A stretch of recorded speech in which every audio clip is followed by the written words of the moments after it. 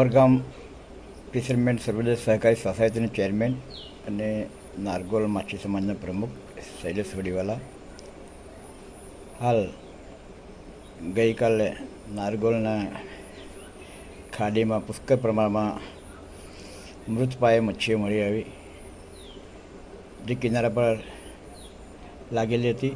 તેનું મુખ્ય કારણ ખાડીમાં કેમિકલયુક્ત પાણી, કોઈક જગ્યાએથી કેમિકલવાળું પાણી છોડવામાં આવેલું. કિનારા તરફની મચ્છી જે બધી હતી એ મચ્છીનો નિકંદન નીકળી ગયું છે. જે પગડિયા અમારા માછીમાર ભાઈઓ રોજે બરોજ લાવીને ખાતા હતા, એના પર એમનું ગુજરાન ચાલતું હતું.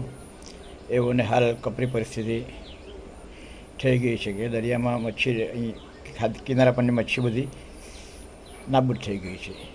અને દરિયામાં શું પરિસ્થિતિ છે એ દરિયામાં કોઈ જતું નથી એટલે ખબર નથી. એનો અસર જો દરિયામાં બી થયું હોય તો માછીમાર લોકોને ઘણું ભોગવવું પડે એમ છે.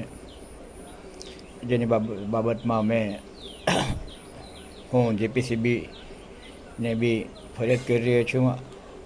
કલેક્ટર સાહેબને બી આ બાબતની લેખિત રજૂઆત કરવાનો છે અને જે તે વિભાગના અધિકારીઓને પણ આ બાબતની હું જાણ કરવાનો છે. અને વહેલી તકે આ પ્રમાણે જો કંઈ બનતું કેમિકલયુક્ત પાણી કોઈ કંપની દ્વારા છોડવામાં આવતું હોય એને બંધ કરે અને માછીમારોને જીવનનું રક્ષણ આપે એવી વિનંતી.